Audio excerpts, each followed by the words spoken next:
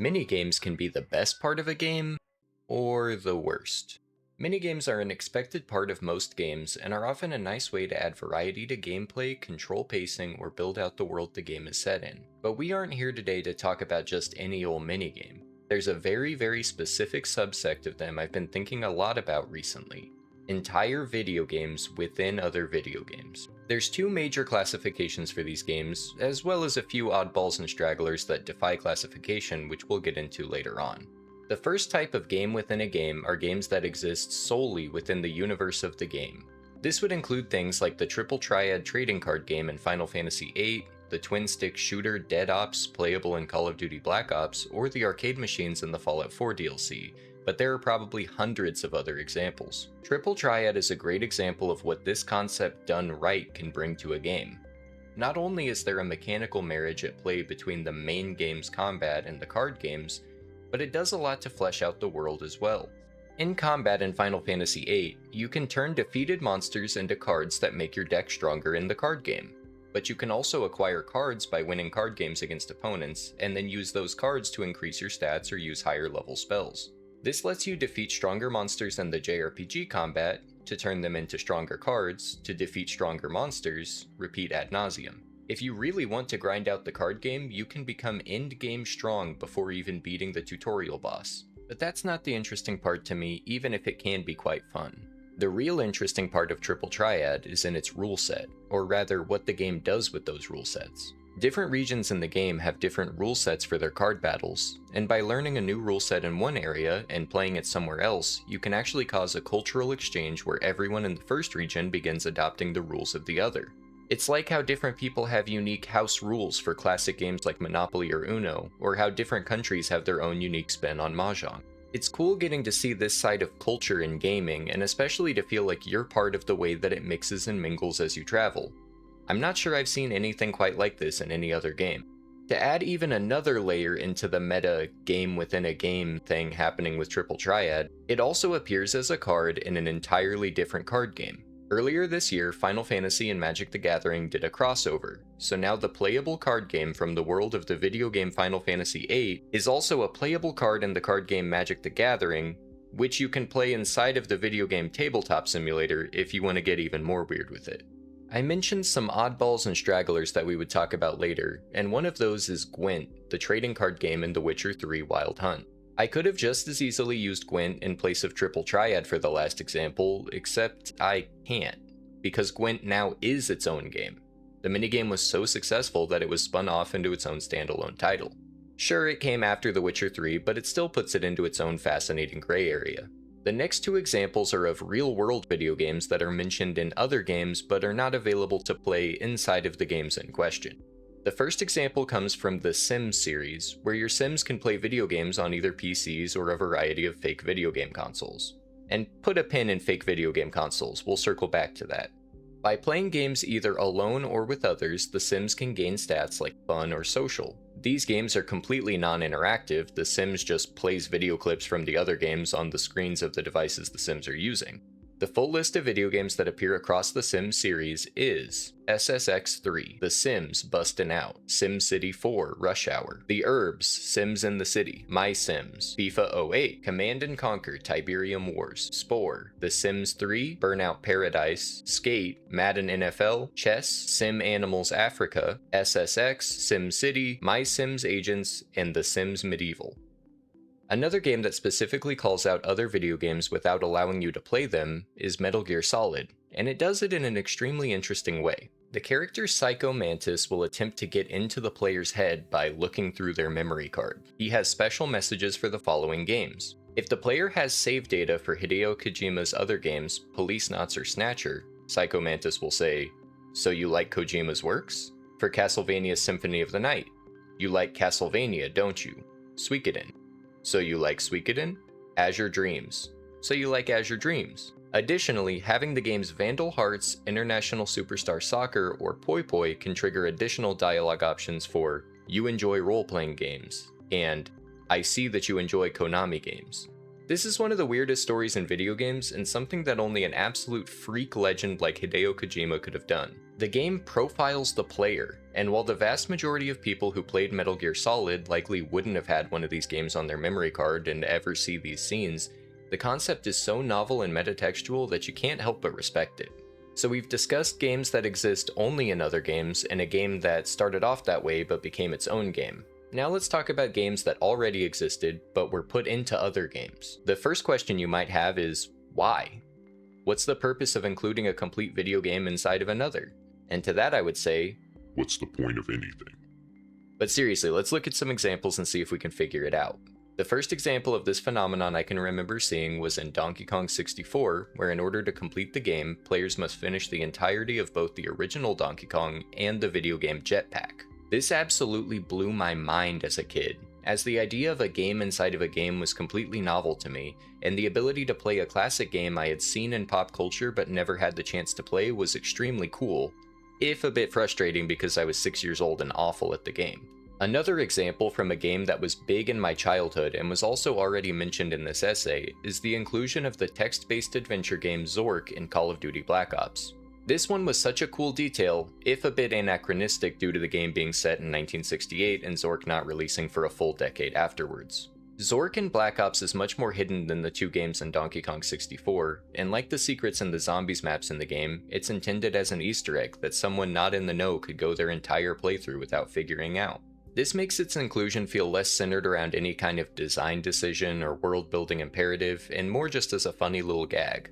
The original Animal Crossing features collectible NES cartridges that have fully playable classic games on them.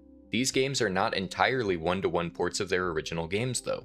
Some of them have updated text, expanded controls in the menus, and one of the games even has a bug related to score fixed in this version of it.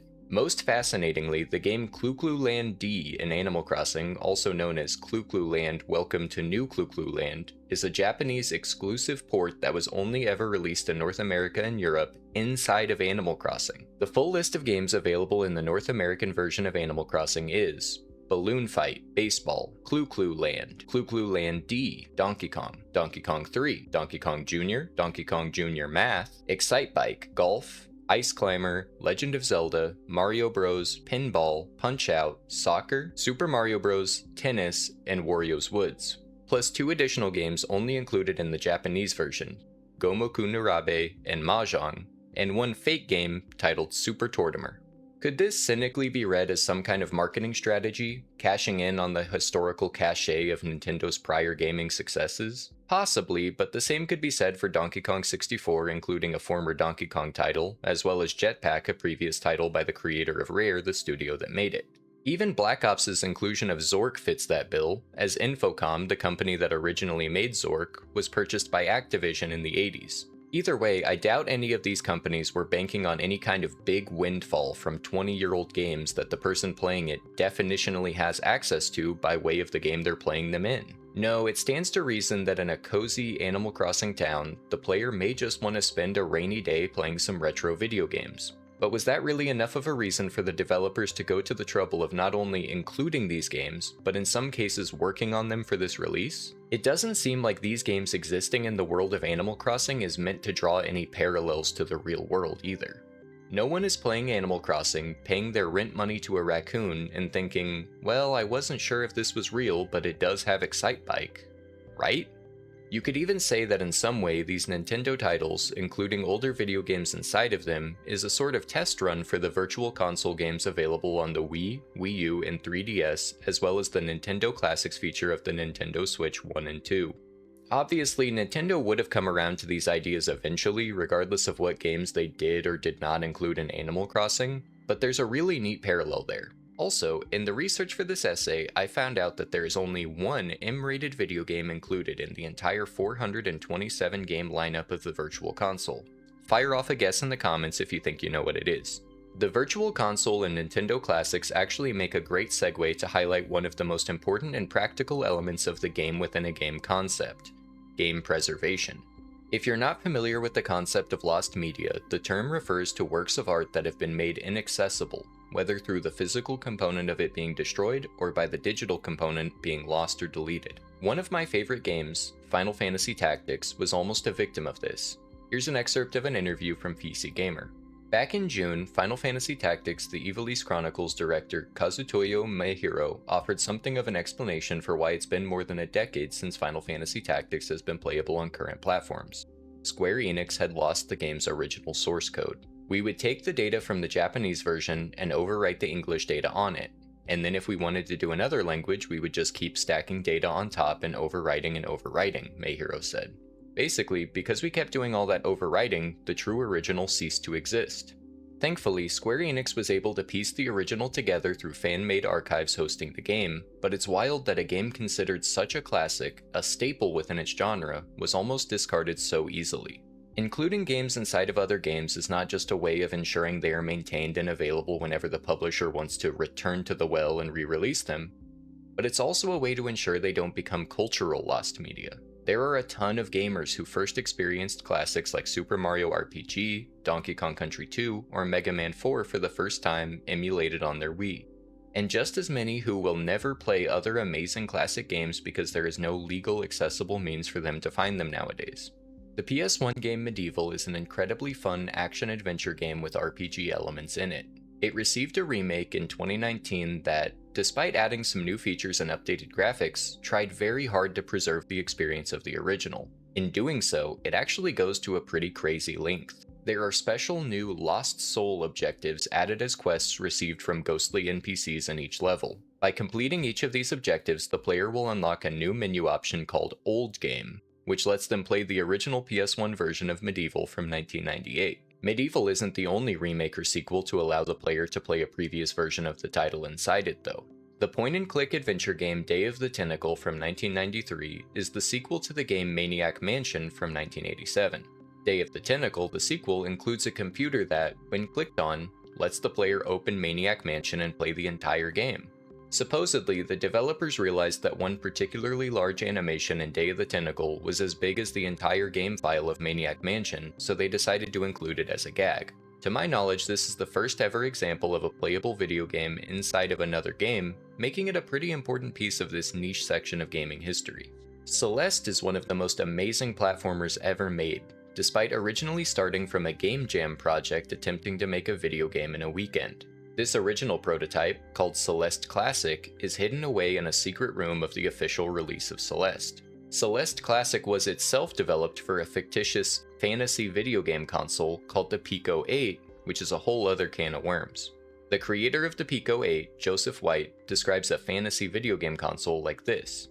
What is a fantasy console? A fantasy console is like a regular console, but without the inconvenience of actual hardware. Pico 8 has everything else that makes a console: machine specifications and display format, development tools, design culture, distribution platform, community, and playership. It is similar to a retro game emulator, but for a machine that never existed. Pico 8's specifications and ecosystem are instead designed from scratch to produce something that has its own identity and feels real. I won't do a deep dive on fantasy consoles because this video is already long enough and filled with way too many ideas, but the proximity to Celeste Classic and the retro revival spirit is certainly in line with these other video games inside of a video game examples. We've talked about an unbelievable amount of games inside of other games, but no discussion of the topic could be complete without the Yakuza, or more recently rebranded Like a Dragon, series. This series does every single thing I've talked about in the other entries, and even more. Yakuza was not the first game to include fully functional arcades inside of it. That honor goes to Shenmue, an earlier Sega title. But Yakuza is without a doubt the game I think of when I think game inside of a game. Nearly every single mainline Yakuza game, as well as some of the spin-offs, include fully functional Club Sega arcades with a rotating roster of game cabinets, and even in-game challenges that reward you for completing them. Within this list of playable arcade games are a number of titles that I was first introduced to entirely through Yakuza. Space Harrier, the Virtua Fighter series, and Outrun are all titles that I didn't know existed until I began controlling Kazuma, Kiryu, & Co. I'm sure plenty of other folks who start the Yakuza series are in the same boat. These classic Sega titles are able to live on modern home consoles through their inclusion in these titles, maintaining their relevancy. I mean, Outrun has a movie adaptation by Michael Bay in the works, despite not having a new title in the series since 2009. I can't say for certain that Outrun being playable in Yakuza games is the reason this movie was greenlit, but I can't imagine it hurt either. The whole idea of this video essay came from a desire to play Sonic the Fighters for part of a project on my stream, where I play through every Sonic game in chronological order with my buddy Big Henny, only to find that the game hadn't been released digitally or included in any Sonic compilation since the Xbox 360. I couldn't buy the game on my PlayStation 5, I couldn't buy the game on Steam, but I could buy Lost Judgment, a Yakuza spinoff, and play the game inside of it. How cool is that? That's a real practical example of the benefits of including games inside of games, and also represents game preservation at its finest. Here's the full list of arcade games available to play in the various arcades of the Yakuza series. Space Harrier, Fantasy Zone, Outrun, Super Hang-On, Virtua Fighter 2, Cyber Troopers Virtual On, Toilets, Taiko no Tatsujin, Virtua Fighter 5 Final Showdown, Motor Raid, Puyo Puyo 2011, Virtua Fighter 4, Fighting Vipers, Sonic the Fighters, Fighting Vipers 2, Sega Racing Classic 2 Power Edition, Virtua Fighter 3TB, Sega Bass Fishing, Spike Out Final Edition, as well as the games Mesu King Battle Bug Beauties, Print Club, YF6, Boxelios, Boxelios 2, Boxelios 2 Turbo, Gunnerheim, Castle of the Dead, Hamuro of the Dead, and Hana of the Dead, which are all playable fake arcade games created for these arcades, often with stat boosts or other in-game rewards for beating them. Yakuza even uses games inside of games within its narrative. In the first turn-based entry in the series, Yakuza, Like a Dragon, the protagonist, Ichiban Kasuga, is a Dragon Quest fanatic with an overactive imagination. He views the people he meets and fights alongside in his brawls in the street as his party members. And as the player, you are meant to understand that some of the more outlandish moments in the fights are flights of fancy caused by Ichiban's Dragon Quest obsession. Even the turn-based combat is within Ichiban's head, and perfectly explains and contextualizes the transitions from turn-based combat to real-time battles that always jarringly appear in JRPG cutscenes. There's meta-commentary on JRPGs as a medium, homages to classic systems and mechanics from them, and even thematic parallels recontextualized for a more modern and somewhat more realistic world. They could have made up some turn-based RPG for Ichiban to be obsessed with, called it Dragon Star Fantasy or something that would have been a tongue-in-cheek reference to those kinds of games and gotten across the point clearly, but they chose to use Dragon Quest instead, and I would argue it works significantly better because of it. It matters that it is Dragon Quest, not some winking, playful parody of it. You as the player have probably played a Dragon Quest game, or at the very least heard of them, and that creates an entirely different, more meaningful connection to Ichiban because of it. Importantly, Ichiban is a 42-year-old Japanese man. Dragon Quest is significantly more popular in Japan than in the US, and a GEM partner survey from this year shows that the demographic breakdown of Dragon Quest fans is 75% male with an average age of 42 years old.